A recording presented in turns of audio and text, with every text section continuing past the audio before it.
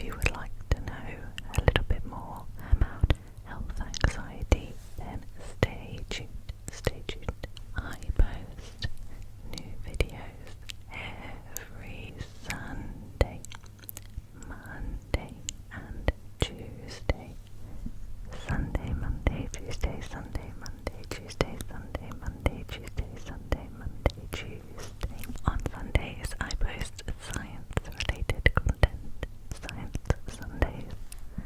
On Mondays I post something of my choice. And on Tuesdays you tell me what you would like to see. So if you have any suggestions, then leave them down in the comments. I read all of your comments, and if you are not already subscribed and you enjoy this video, then don't forget to subscribe. That scratch on my hand is from Norman getting a bit too excited when we were playing. So let's get into it.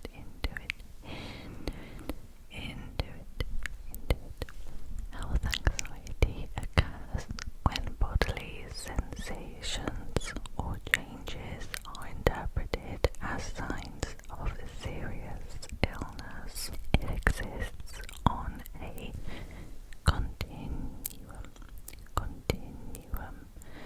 from mild to severe. Mild health anxiety can be a good thing because it encourages us to seek medical attention when we need it. But severe health anxiety can lead to a lot of distress. It can also lead to impaired social and occupational functioning, and of course overuse of general or specialist healthcare services. Excessive health anxiety often develops during times of stress, illness or grief, but also after exposure to disease-related media. Sorry, Goldie always needs the attention on her. The core feature of health anxiety is the belief that symptoms are caused by disease or serious illness rather than normal bodily processes or minor conditions, and accompanying dysfunctional beliefs are seeing oneself as weak or vulnerable and obsessively worrying about bodily sensations. Health anxiety comes with some common maladaptive coping behaviors, which include seeking reassurance from others that everything is fine with our health, and checking behaviors, for example searching for symptoms online. And although these behaviors temporarily relieve the symptoms of anxiety, they reinforce the disease beliefs, and they sustain and worsen anxiety over time. Currently, health anxiety is treated as a mental health condition called a somatoform disorder. To be diagnosed, people have to be preoccupied with fears of illness, even after getting checked and reassured by doctors. But this article is from 2010, so the diagnostic criteria for health anxiety might have changed since then. I think usually the DSM is reviewed every 5 years or so. But health anxiety was quite often considered quite hard to treat because experts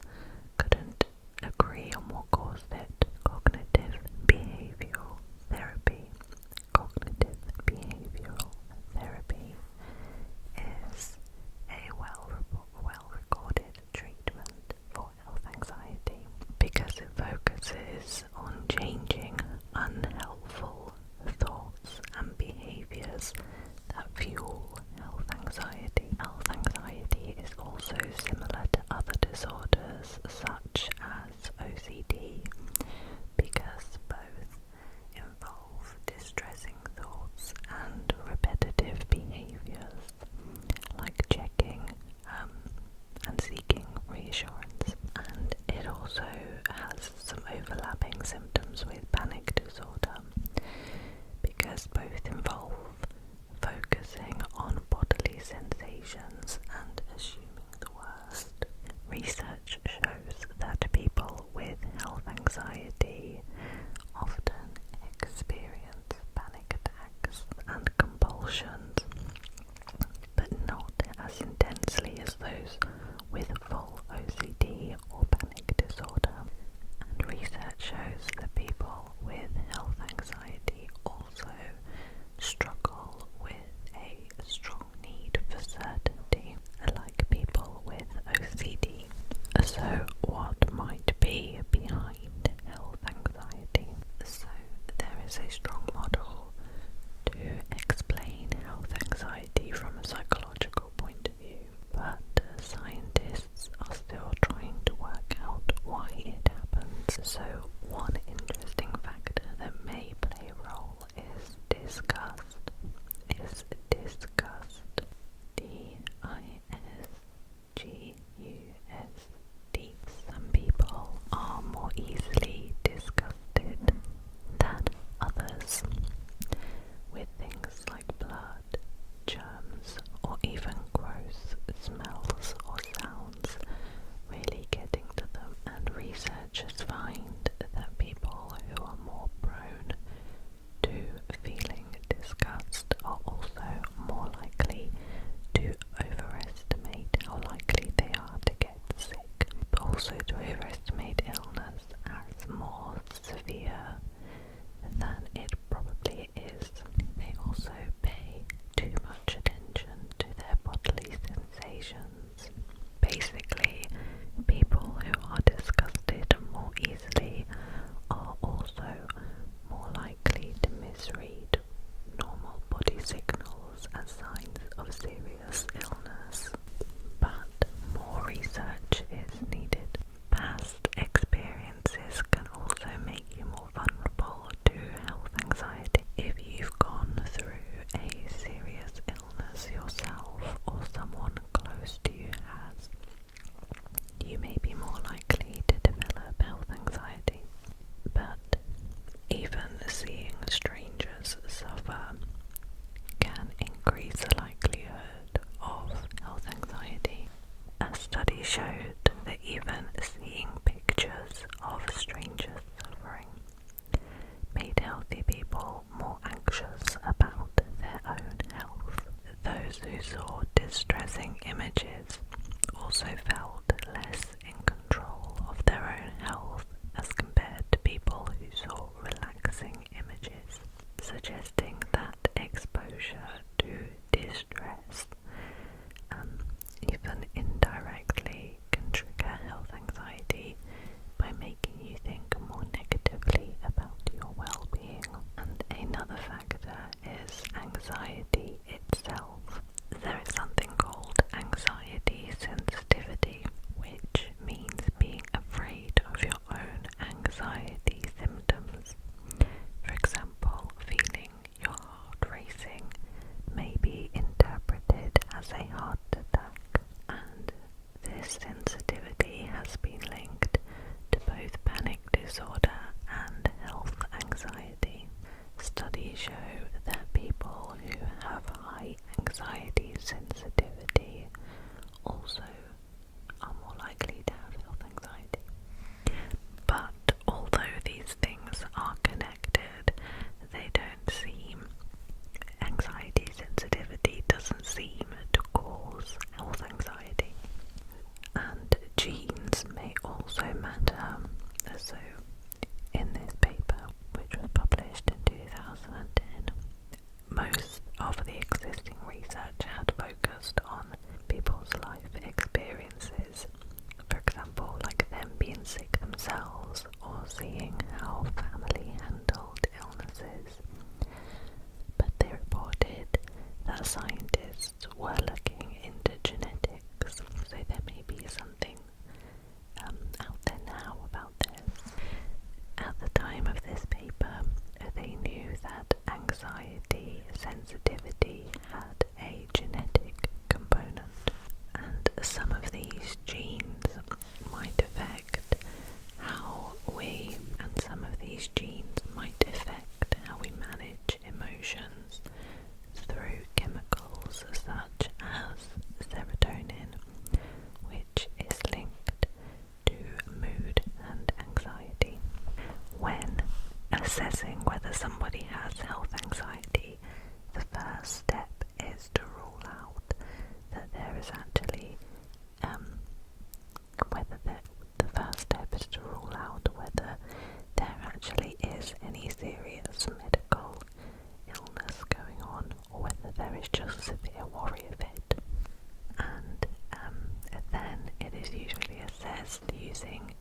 self-rated questionnaire, such as the Illness Behaviour Questionnaire, Illness Attitudes Scale, and the Health Anxiety Inventory. Structured and semi-structured interviews could also be used to assess health anxiety. In terms of treating health anxiety, it can be really difficult if the individual feels quite certain that their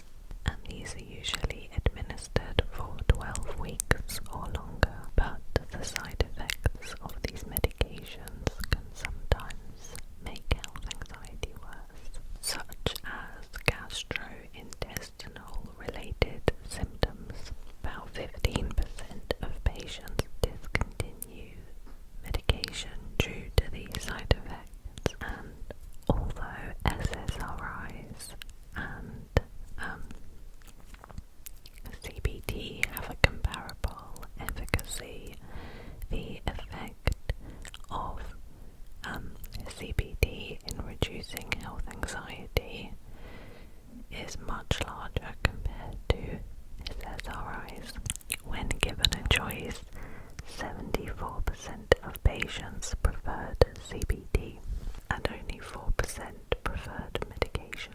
But having choice is key, and being able to try other things up, having backup options, is equally